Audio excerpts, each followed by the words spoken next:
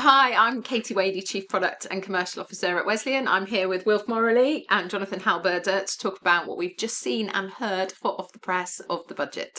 What came out of it for you that you thought was quite surprising? Or was it all as you imagined? I think it's been interesting, really, because it's actually been quite low key in comparison to what we were expecting. For example, some of the taxes that we thought maybe they would be changed, especially for some of our clients, around the pension side of things, remain unchanged, which is fantastic. Equally, there's been other announcements which we were unsure of, and whether or not they'd come to fruition. And it was well trailed, wasn't it? Absolutely, yeah. So, naturally, I think we're in this situation now where we're just trying to decompress everything, understand it, and then hopefully be able to relate to our clients effectively. But what about you, Wilf? Was it as you expected? Yeah, I think for the hype that we've had, it's build up for the last 5 or 6 months about talking about it, and it's all sort of come down to going, there's not really too much in there that impacts our clients and how it might affect their financial plans.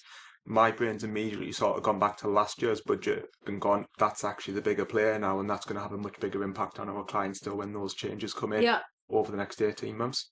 And you both are in our medical segment, so you work primarily with hospital doctors and GPs. Correct. Is there anything specific in the budget that you felt, for a doctor, or a hospital doctor, they're going to really need to think about that? Yeah, I think, like anything with financial planning and thinking ahead and always having one step to the future, our doctors that have got limited companies and thinking of private practice, the dividend tax and the restrictions around that may be introduced or will be, is definitely something we need to keep a focus on when we're planning for the future with our guys. But ultimately, from our perspective, it's always about making sure it's in black and white before we make any knee-jerk reactions, because naturally our clients can always think about that and do something before we know it's written in legislation. So what about you, Wilf? Anything you think? I think definitely the dividend tax, to play on what John was saying there, and with that, our doctors are already facing into companies and going, I'm not going to take cash out of it because of how much it cost me to do so. The fact that there's 2% going on to that is only going to drive that behaviour a little bit more, so it really needs to go to, well, how is it you're going to get cash out of the company and how are you going to make that work? And that's what we can help with. I think the property tax as well was quite interesting. Because the mansion tax. Not the mansion tax, but the actual property 2% rise as well on the tax side of it. So again, we need to see the detail. But with the renters' right bill that came out in the last couple of months as well, it's sort of really putting pressure on landlords to go, is this really what I want to be doing anymore?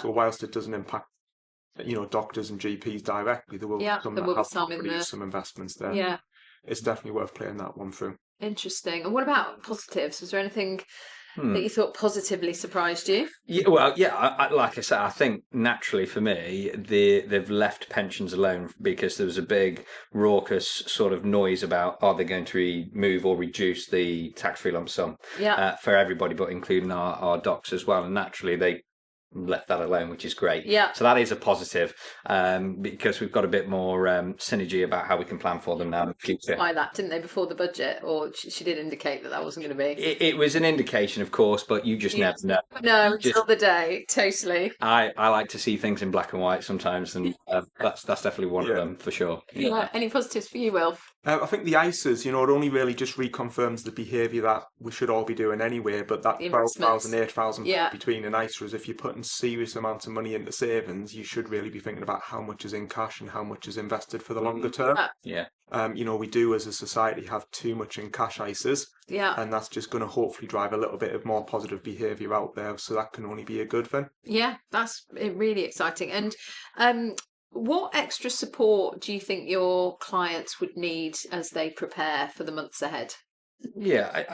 Naturally, I think when we're in this time of the year as well, it's what's coming in April next year, which is from the previous budget predominantly. What's coming in April 2027, and instead of being reactive. Some of them are 28, aren't they? 28 and 29 as well. I mean they are literally split over the next couple of years. So we talk about if you react to something, you're normally too late. Okay. Whereas this gives us that opportunity with every client to go, I'm not just going to sit on it. I'm not going to delay. I'm not going to pause. Have the conversation, with your advisor or whatever it is, because understandably, we can then start to point them and get them on the right track. Whatever that looks like in any particular circumstance. So that's what I would definitely, put towards that. What about you, Will? I think from the living wage, that's one that some of our GPs might have to watch for some of their lower paid staff, for like support staff, because there will be a little bit more pressure on practices for that one. Yeah. Having some pay rises this year that were quite substantial. So it's just seeing about how that plays a part in the practice profits and therefore the earnings of the GP itself. Yeah.